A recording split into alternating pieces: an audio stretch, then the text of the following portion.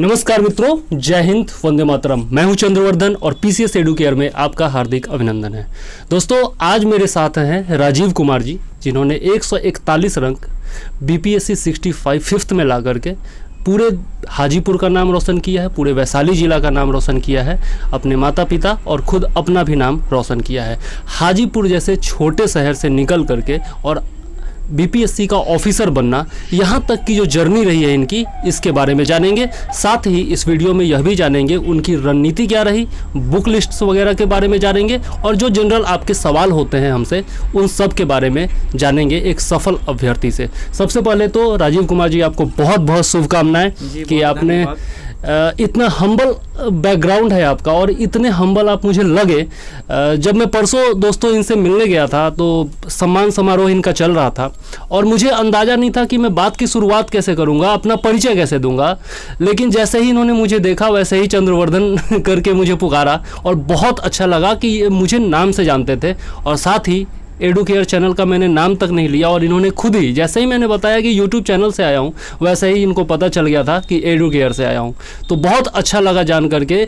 जब सफलता किसी के सर पर सवार होती है ना, तो वो अपनों को भी भूल जाते हैं, जबकि मैं इन्हें नहीं जानता था, ये मुझे नाम तक से जानते थे। तो इससे इनका हम्बलनेस और इनका जो जेंटल बिहेवियर है, यह समझ में आता है। ग्राउंड टू अर्थ ये कितने ज़्यादा हैं, यह आप समझ सकते हैं। तो चलिए जानते हैं राजीव जी से उनका फैमिली बैकग्राउंड। सबसे पहले जी, पहले तो बहुत बहुत धन्यवाद आपका कि आपने मुझे यहाँ तक इस चैनल पे आने का एक मौका दिया, अपनी बात रखने का मौका दिया। आपके और आपके पूरे टीम को बहुत धन्यवाद।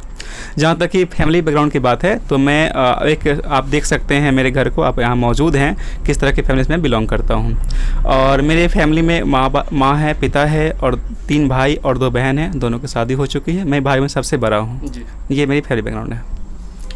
थोड़ा अपने एजुकेशनल बैकग्राउंड के बारे में बता दीजिए। जी, मैंने 10वीं तक की पढ़ाई जी इंटर स्कूल हाजीपुर से की है। उसका इंटर के लिए मैंने आर एन कॉलेज हाजीपुर गया। उसके बाद स्नातक की पूरी पढ़ाई मैंने आर एन कॉलेज से ही की है। उसका बाद पीजी भी मैंने आर एन कॉलेज से ही किया है। पीजी के दौरान 4th सेमेस्टर में ही मैंने नेट जेआरएफ क्वालिफाइड किया।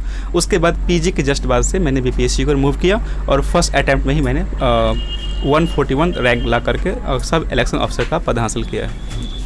जैसा मैंने पेपर में पढ़ा था कि आपने सेल्फ स्टडी से ये गोल हासिल किया है और हाजीपुर जैसे छोटे शहर में रह करके कोचिंग की व्यवस्था उतनी अच्छी हो नहीं पाती है। सेल्फ स्टडी से इंसान इतना आगे बढ़ता है तो बहुत ज़्यादा मोटिवेशन मिलता है हमारे जैसे जो हाजीपुर के रहने वाले निवासी हैं या फिर हमारे चैनल के भी बहुत सारे लोगों को, जो कि आपने सेल्फ स्टडी से निकाला है तो और ज़्यादा मोटिवेशन मिलेगा।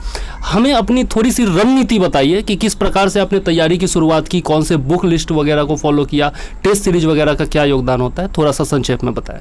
देखिए, जहाँ तक जब मैंने प्री की तैयारी की थी तो इसके लिए कोई भी टेस्ट सीरीज ज्वाइन नहीं किया था। बस बुक मैंने कुछ पढ़े थे, जैसे कि कुछ प्रीवियस ईयर बुक पढ़े थे। जो बुक्स होते हैं प्रीवियस ईयर के, काफ़ी अहम उसका रोल होता है किसी भी एग्जाम के लिए, क्योंकि लगभग 10 से 15 क्वेश्चन सीधे उसी से आ जाते हैं। उसके अलावा अगर उसका विस्तार से पढ़ते हैं सोल्यूशन, तो आपके करीब 50% तो नहीं कहूँगा, लेकिन 30% क्वेश्चन आपके सीधे प्रीवियस ईयर से आ जाएंगे। तो आपका वो बुक काफ़ी महत्वपूर्ण है, कोई भी सोल्यूशन हो सकता है।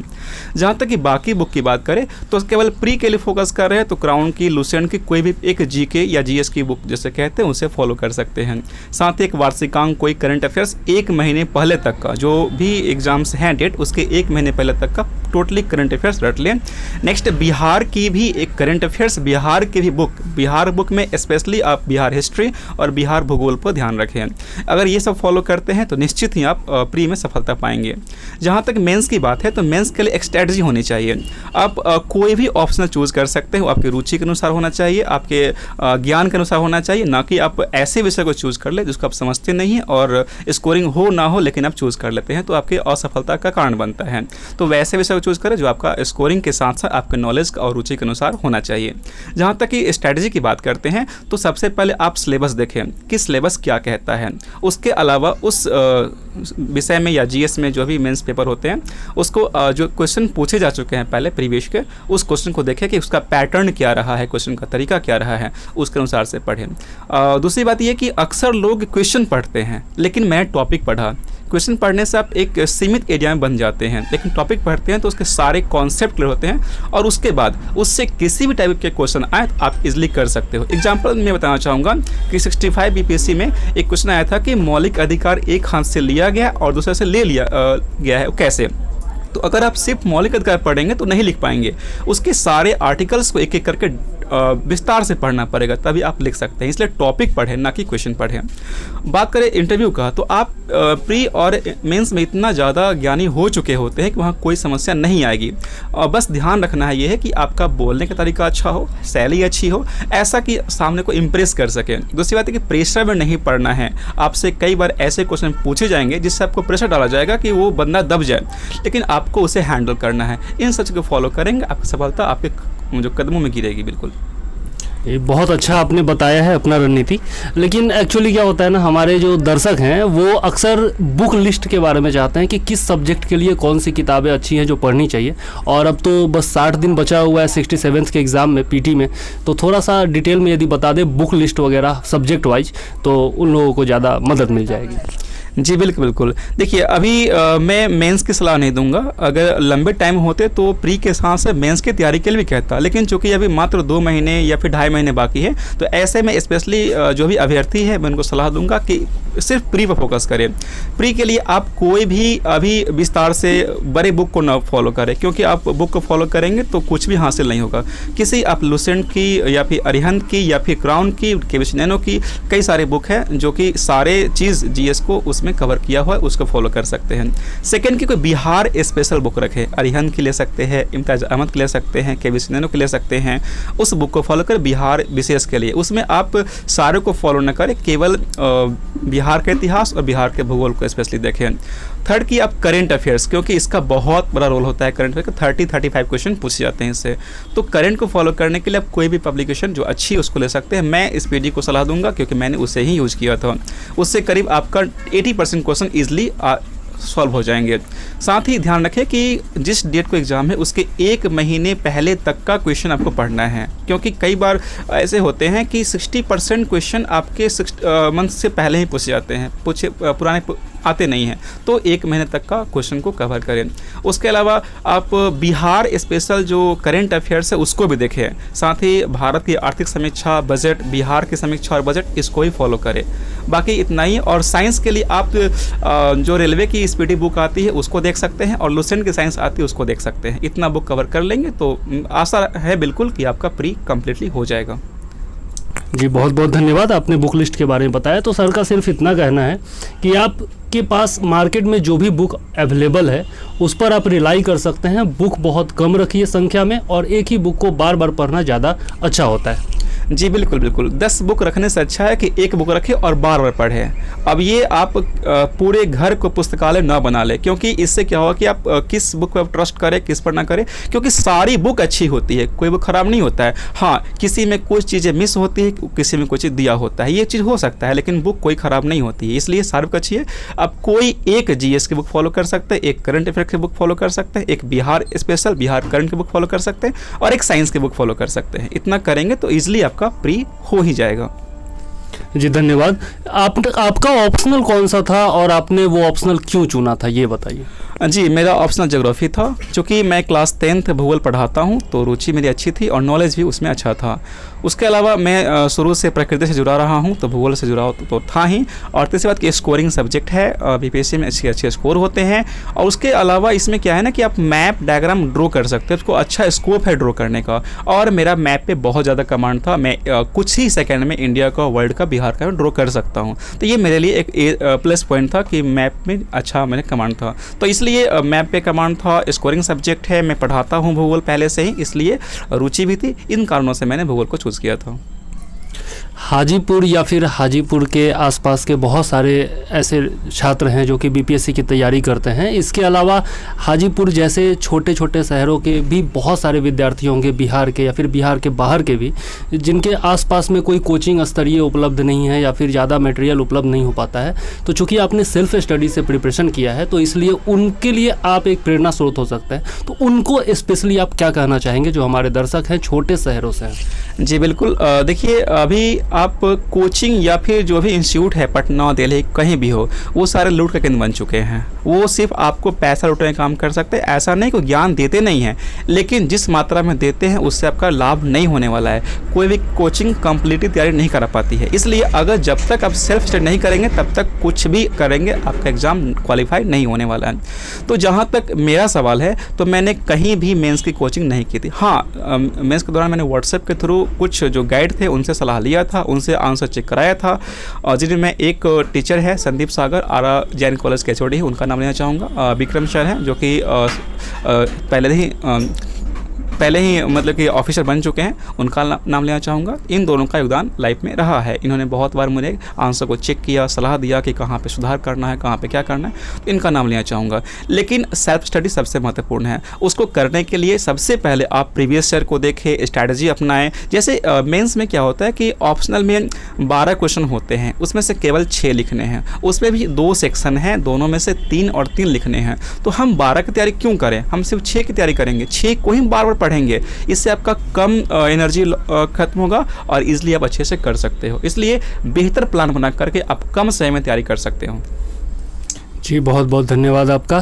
तो ये थे राजीव जी, इन्होंने अच्छे से अपना स्ट्रेटजी बताया, किस प्रकार से आप तैयारी कर सकते हैं, छोटे शहरों में भी रह करके सेल्फ स्टडी करके भी तैयारी कर सकते हैं, वो इन्होंने बहुत अच्छे से बताया। उन्होंने बताया कि ऑप्शनल इन्होंने ज्योग्राफी को क्यों चुना। वैसे मैंने पेपर में पढ़ा था कि आपने नेट JRF जो किया है वो हिस्ट्री से किया है, तो हिस्ट्री क्यों नहीं चुने आप, भूगोल क्यों चुने? जी, आपका प्रश्न अच्छा है। मैं ये उम्मीद कर रहा था कि मुझसे इंटरव्यू में पूछा जाएगा ऐसा क्वेश्चन, लेकिन वहाँ नहीं पूछा गया था। एक्चुअली कारण ये है कि मैंने 15 में ग्रेजुएशन पूरा हो चुका था, हालांकि रिजल्ट 16 में आया था। उसके बाद मैंने PG हिस्ट्री से किया, लेकिन 2012 से ही मैं कोचिंग पढ़ा रहा हूँ क्लास 10 तक का, और वहाँ मेरा विषय भूगोल ही रहा था। तो भूगोल से जुड़ाव रहा, प्रकृति से जुड़ाव भी रहा है। दूसरी बात यह कि जब मैंने BPSC की तैयारी करने का मूव किया, तो जो मुझे गाइडेंस मिले स्पेशली भूगोल के टीचर ही मुझे मिले थे, और जो सीनियर्स थे उसके सलाह भी भूगोल की ओर ही था। और जो मैप ड्रॉ करने का मैंने पहले बताया कि अच्छा कमांड था, तो गाइडेंस मिला भूगोल का, और पहले से पढ़ा रहा था, और मैप भी अच्छा कमांड था, स्कोरिंग सब्जेक्ट है, इसलिए चूज़ किया मैंने भूगोल को। सर ने 2 अपने टीचर्स का भी नाम लिया है जिन्होंने मेंस के दौरान इनका हेल्प किया और तैयारी में मदद की, इनका कॉपी वगैरह चेक करते रहें। तो आपके आसपास में भी कोई ऐसे अनुभवी लोग हों, टीचर हों, तो उनसे आप मदद ले सकते हैं। वैसे एक मैंने वीडियो देखा था राहुल सर के कोचिंग का, गैलेक्सी GS का, जो कि हाजीपुर में पढ़ाते हैं, वहाँ पर भी आप गए थे, वहाँ के छात्रों को भी आपने मोटिवेट किया। तो उनका कितना योगदान रहा आपके पढ़ाई में या फिर बेसिक स्टडीज़ में? वैसे वो BPSC का बैच देते नहीं हैं जैसा मैं जानता हूँ, लेकिन आपने उनके बारे में बताया है, तो थोड़ा सा उनके बारे में बताइए। जी बिल्कुल, उनका भी हमारे सफलता में योगदान रहा है, क्योंकि शुरू में मैं GS से बिल्कुल अनभिज्ञ था। GS को जानते हैं, GS होता क्या है, मैं GK GS सुनता था। तो GK का शुरुआती क ख ग उनका सिखाया हुआ है, तो उनका भी योगदान महत्वपूर्ण है, उनको भी हम कम करके नहीं आंक सकते हैं। लेकिन मैं देखता हूँ कि हाजीपुर में BPSC का कल्चर बहुत कम है, या फिर कोई भी जो तैयारी करना चाहता है हाजीपुर या आसपास से, तो वो जनरली पटना चला जाता है या फिर दिल्ली वगैरह जाता है। तो हाजीपुर में इस तरह का कल्चर डेवलप हो, वो आप ही जैसे लोगों के कारण हो सकता है, जो कि यहाँ पर रह करके सेल्फ स्टडी करके निकाल रहे हैं। तो हाजीपुर के आसपास इस प्रकार का कुछ कल्चर डेवलप हो, इसके लिए आप भविष्य में क्या करना चाहेंगे, या फिर यहाँ के लोगों को क्या सलाह देना चाहेंगे, खासकर छात्रों को? जी बिल्कुल, ये भी आपका काफ़ी अच्छा प्रश्न है कि हाजीपुर में काफ़ी ऐसा कल्चर नहीं है। अक्सर लोग पटना भाग जाते हैं तैयारी करने के लिए, दिल्ली भाग जाते हैं तैयारी करने के लिए, क्योंकि उनके मन में डर होता है कि अगर पटना नहीं जाएंगे, अगर कोटा दिल्ली नहीं जाएंगे तो रिजल्ट नहीं होगा, जो कि एक भ्रम है। उसके बाद बहुत से लोग के मन में डर होता है कि BPSC इतना बड़ा एग्ज़ाम है, मेरे से नहीं होगा। तो इस कारण से छोटे शहर में ऐसी भावना है कि बड़ा एग्ज़ाम है, अधिक पैसे खर्च होते हैं पढ़ाई करने के लिए, अधिक महंगे नोट्स आते हैं, महंगे टीचर है, तो हम नहीं कर पाएंगे। लेकिन ऐसा कुछ भी नहीं है।